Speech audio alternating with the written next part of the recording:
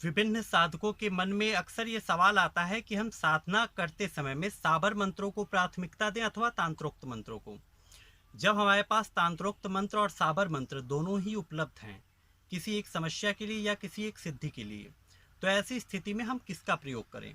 एक उदाहरण के तौर पे कोई एक वशीकरण की क्रिया है, वो एक तांत्रोक्त मंत्र के द्वारा भी है और वही क्रिया साबर मंत्र के माध्यम से भी आपको प्राप्त है। तो दोनों क्रियाओं में आप किसका चुनाव करेंगे, ये एक बड़ा प्रश्न साधकों के मन में अक्सर उठता है कि उनके लिए सहज कौन सा होगा। देखिए, यहाँ दो बातें समझनी बहुत जरूरी होंगी। जब भी आप तांत्रोक्त मंत्र का प्रयोग करें तो ये कि भी अनाड़ी लोगों के लिए नहीं है। इस खेल में एक सजा मजा खिलाड़ी चाहिए होता है। तांत्रोक्त मंत्रों के प्रयोग में आपको गलती बिल्कुल नहीं करनी चाहिए। साबर मंत्रों में ये गुरु की भावना से प्रेरित होती हैं, गुरु की आन पे चलती हैं और देवताओं की लगी हुई आन पे चलती हैं, तो इनके लिए उस विशेष प्रकार के नियम मान्य नहीं होते। अगर आपको सिर्फ एक गुरुसठ भी प्राप्त है तो गुरुसठ लेकर के आप किसी भी साबर मंत्र का प्रयोग कर सकते हैं।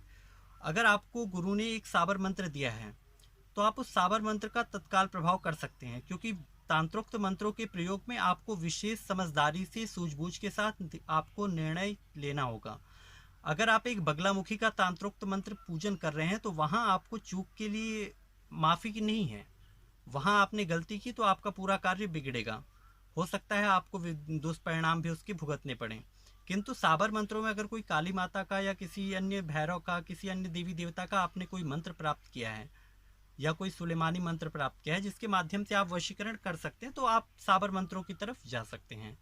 किंतु एक बात यहाँ विशेष रूप से समझ लीजिए, साबर मंत्र का काम उस प्रकार से है कि ये तत्काल आपको असर दे देगी, बाद में आपकी दिक्कत चाहे दोबारा वैसी की वैसी हो जाए। सामान्यतः ऐसा होता नहीं है, लेकिन हाँ, इनका प्रभाव दीर्घकालिक नहीं होता, ये अल्पकालिक प्रभाव रखते हैं।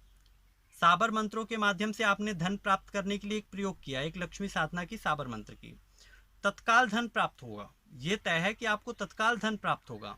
लेकिन वो कितने समय तक रहेगा, वो 6 महीने टिकेगा कि 1 हफ्ता टिकेगा कि 1 साल टिकेगा, ये निश्चित नहीं है।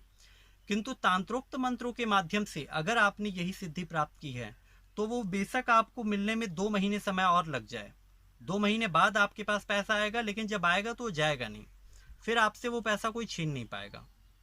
ये एक कारण होता है कि तांत्रोक्त मंत्रों को ऋषि मुनियों द्वारा ज्यादा चुना गया।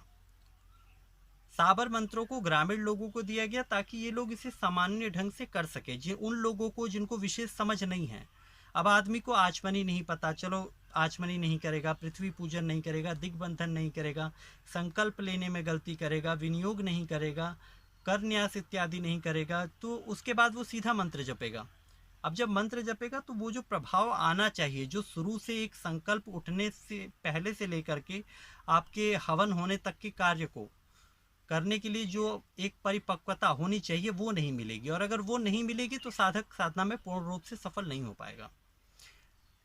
लेकिन एक बात जब और समझ लीजिए कि जब आप आध्यात्मिक उन्नति या तंत्र की किसी विशिष्ट सिद्धि को प्राप्त करने के लिए साधना करते हैं, तो सिद्धि को प्राप्त करने के लिए, महाविद्या साधना करने के लिए, विशेषकर योगिनी साधना करने के लिए, इन जगहों पे अगर आप तांत्रोक्त मंत्रों का चुनाव करेंगे तो वो आपको अच्छी सफलता देंगी।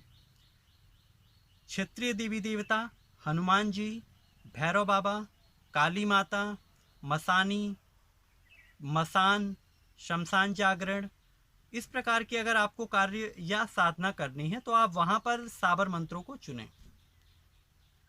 आपको एक पीर साधना करनी है, उसके लिए आप साबर मंत्र चुनें। अब एक आयतुल कुर्सी, आयतुल कुर्सी का अपना अलग प्रभाव है, वो अपनी जगह बिल्कुल सही है, लेकिन जो प्रभाव एक साबर मंत्र के माध्यम से होगा वो अभी तत्काल में देगा। उसका दीर्घकालिक लाभ आपको जरूरी नहीं है कि बहुत अच्छा आपको दीर्घकालिक लाभ उसका प्राप्त हो, लेकिन वो तत्काल में आपको लाभान्वित करेगा, ये सुनिश्चित है। उसके बाद यही है कि आप अपने गुरु से और अपने विवेक, अगर आपके गुरु नहीं है तो अपने विवेक से आप ये निश्चय करें कि आपको कौन सी साधना करनी चाहिए। साधनाएं दोनों ठीक होती हैं, वास्तव में जिस चीज़ को करने के लिए हम अपने अंतर्मन से सही ढंग से तैयार हो रहे हैं, जिसके ऊपर हमें सबसे पहले विश्वास हो रहा है। हर आदमी को साईं बाबा पे विश्वास नहीं हो सकता, हर आदमी को भैरव बाबा पे नहीं हो सकता, हर आदमी को हनुमान जी पे नहीं हो सकता, किसी को काली पे होगा, किसी को दुर्गा पे होगा। जिस पे आपका विश्वास टिके वो आपके लिए सबसे बेहतर होगा। और इसके साथ मैं आज का ये वीडियो यहीं समाप्त करना चाहता हूँ। जय महाकाल।